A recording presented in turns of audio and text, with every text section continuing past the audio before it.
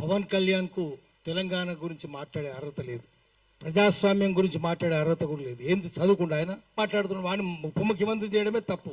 ముఖ్యమంత్రి కూడా అట్లాంటి వాడే. ఇప్పుడు ఎన్టీ రామారావు బొమ్మ పెడుతుండ్రు. ముఖ్యమంత్రి ఎవరు? ఎన్టీ రామారావు మీద దాడి చేసి ఎన్టీ రామారావు చెప్పులతో కొట్టినోడు కదా, వీళ్ళే కదా.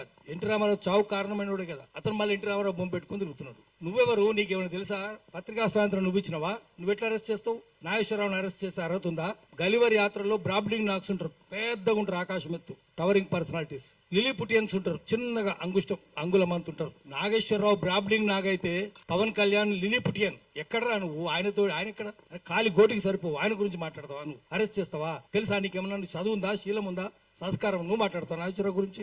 ఆయన నాగేశ్వరరావు చాలా సంస్కారవంతంగా మాట్లాడతాడు. రిఫైన్ టాక్ అనేది, పిచ్చి పిచ్చి మాటలు మాట్లాడు ఆయన. ఆర్టికల్ 19(1)A మాకు వాక్ స్వాతంత్రం ఇచ్చింది. దాని కింద మనం ఎవరైనా విమర్శిస్తాం. శ్రీశ్రీ ఏం చెప్పిండు? మేమీ ప్రైవేట్ జీవితాలు మేమీ సొంతం, పబ్లిక్ గా ఉంటే ఏమైనా అంటాం. నువ్వు రాజకీయాలు ఉంటే అంటాం, నువ్వు సినిమాలు ఉంటే అనం. సినిమాలు ఉంటే నువ్వు ఎంతమందిని 5 పెళ్లి చేసుకున్నావు? నీ భార్య కూడా విదేశేస్త్రాలే కదా. నువ్వు ఆమెనేమో ఇటాలియన్ అంటావు, నువ్వేమో మళ్ళీ విదేశస్త్రాలనే చేసుకుంటాడు. బీజేపీలు అదే కదా. మరి 5 పెళ్లి చేసుకుంటే సిగ్గు శరం ఉందా నీకు? నువ్వు మాట్లాడతావు ఆ సంస్కారం గురించి?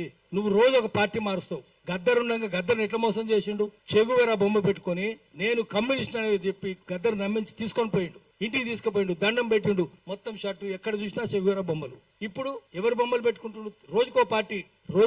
ఎక్కడ జిదర్ హరి ఉదర్ చరి, ఎక్కడ పచ్చకుంటే పసలు అక్కడ మేస్తాయి. నువ్వు పశువే కదా.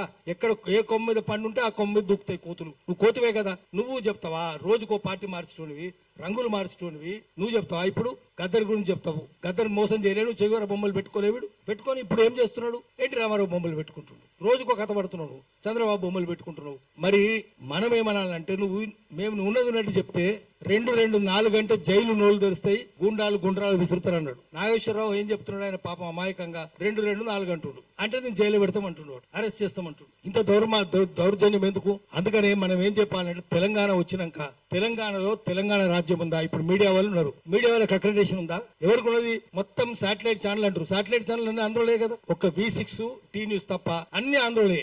మరి ఆంధ్రలకే అక్రెడిటేషన్లు ఉన్నాయి. ఇప్పుడు అక్రెడిటేషన్ పాలసీ చూసుకుందాం, మొత్తం ఆంధ్రలకే. సోయిందా? వాడు కమిషనరు సోయలేదు, మంత్రి ఎవడు వాడిని సోయలేదు, ముఖ్యమంత్రికి అసలే సోయలేదు. తెలంగాణ వచ్చినా కూడా ఇక్కడ ప్రెస్ క్లబ్ లో మాట్లాడదాము, అక్రెడిటేషన్లన్నీ ఆంధ్రలకే వస్తున్నాయి, తెలంగాణలకు లేదు. శాటిలైట్ ఛానల్ తెలంగాణ లేవు. అన్ని వాళ్ళే. సోషల్ మీడియాకి ఇస్తున్నారా? ఇస్తలేరు కదా. కేబుల్ ఛానల్కి ఇస్తున్నారా? ఇస్తలేరు కదా. మరి ఎవరికి ఇస్తున్నారు? ఎంత అన్యాయం ఏంది? పోనీ ఛానళ్లలో అక్కడక్కడ తెలుగు ఎన్టీవీలో ఒక్కతే అమ్మాయి ఉంది, తెలంగాణ అమ్మాయి. ఆ అమ్మాయికి అక్రెడిటేషన్ లేదు. మళ్ళా అంతా వాళ్ళే. జూబ్లీస్ అంతా ఆంధ్రలే కదా. ఫిల్మ్ నగర్ జూబ్లీ సొసైటీ అంతా వాళ్ళే. Housing society, jubilee's club, film Nagar housing society, film Nagar club మొత్తం ఆంధ్రలో కూడా ఒకటే కులం. రామనేని, సామనేని, కామనేని, నడపనేని, వాళ్ళమనేని, దేవినేని, కేతినేని ఒకటే కులం వాళ్ళు. మీరు ఆ వాసన కమ్మ వాసన మురుక చూసుకుంటూ పోతే జూబ్లీస్ వచ్చేస్తుంది. అంత అన్యాయంగా ఉంటే you can smell your way to Jubilees.